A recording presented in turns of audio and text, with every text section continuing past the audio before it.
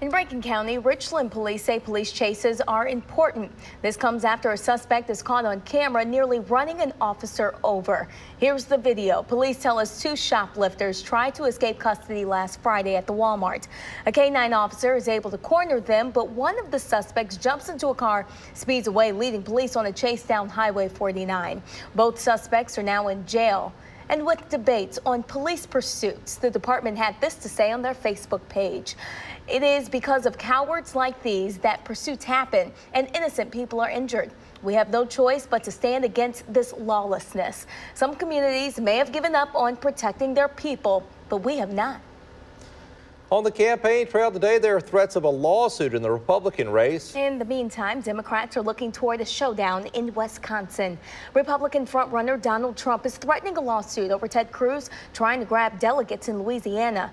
Even though he narrowly lost to Trump in the state, Cruz's campaign has reportedly been trying to sway 10 more delegates his way. On the campaign trail, Cruz also faces more criticism for his proposal to patrol Muslim neighborhoods in the wake of the Brussels attacks. What that looks like is proactive law enforcement. What that looks like is a And on the Democratic side, Hillary Clinton and Bernie Sanders have dismissed the proposal. This week, Sanders will try to build on caucus victories in Washington, Alaska, and Hawaii over the weekend. All of the candidates will campaign heavily in Wisconsin this week, where voters will head to the polls next Tuesday. CBS This Morning will have more on the presidential campaign starting at 7 a.m. 4:37 now. More than 130 years of Easter egg hunting will continue today on the south lawn of the White House.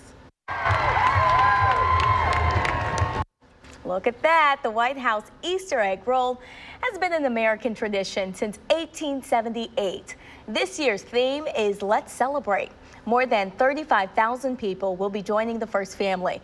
This year will also include the first ever White House Fun Run. Looks like a good time. We're all thinking about March Madness this morning, right? Oh, yeah, heartbreaking. Now the final four teams will face off to see who will come out on top. Investigators say the suspects responsible for robbing an auto parts store in Jackson are in jail this morning. We're told this all happened at the Advanced Auto Parts store on Northside Drive Monday. Police say the suspect showed a gun and demanded money. He drove off in a black Nissan with two others inside. Police stopped the car near State Street. One witness says a man told him he shouldn't go inside the store. He was just telling me you don't want to go in there. So, I was like, yes, I do. I have to give me a... Well, the witness says he got back in his car and called police. We're working to find out the exact charges for the suspects.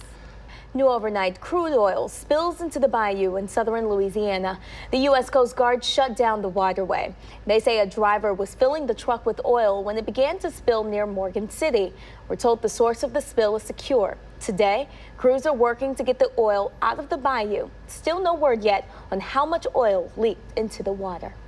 4:36, the controversy over a bill to change the board that runs the Jackson Airport continues. Now Governor Phil Bryant is weighing in on that issue. But I will... Jackson Mayor Tony Arbor will hold a listening tour meeting tonight. The mayor will discuss administration achievements this year. He'll join city department directors who will talk about Jackson's water issues, infrastructure, and public safety. Meeting starts 6 p.m. at the Christ United Methodist Church. 4:37, the 2016 presidential candidates will campaign across Wisconsin today ahead of the state's primary next Tuesday.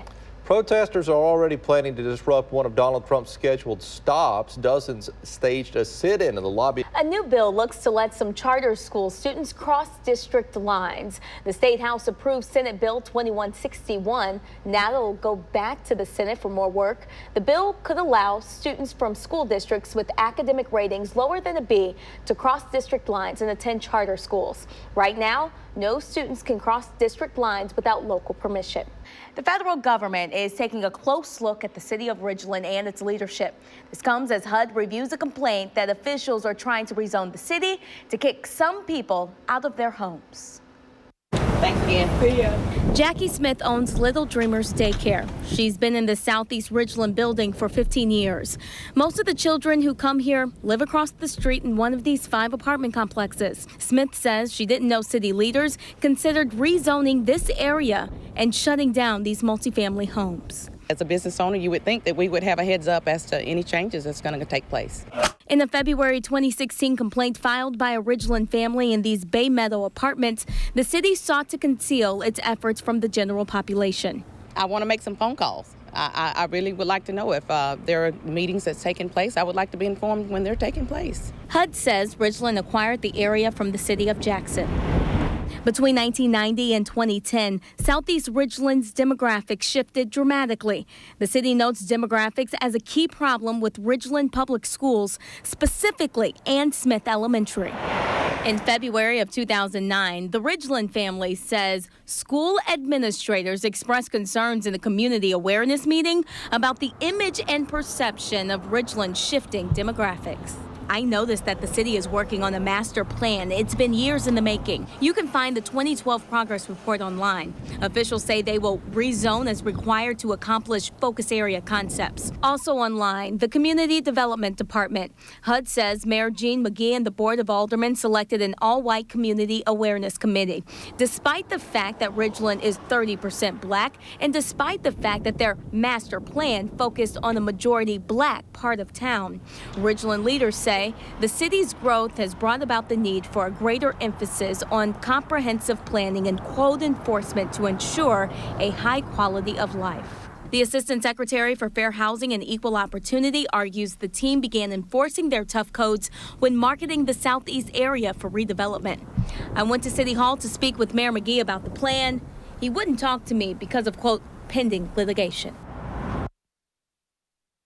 Well, in that complaint, the Ridgeland family just wants a final judgment and an order from the court to stop the city from rezoning. I'll stay on top of this case. 5:11 now.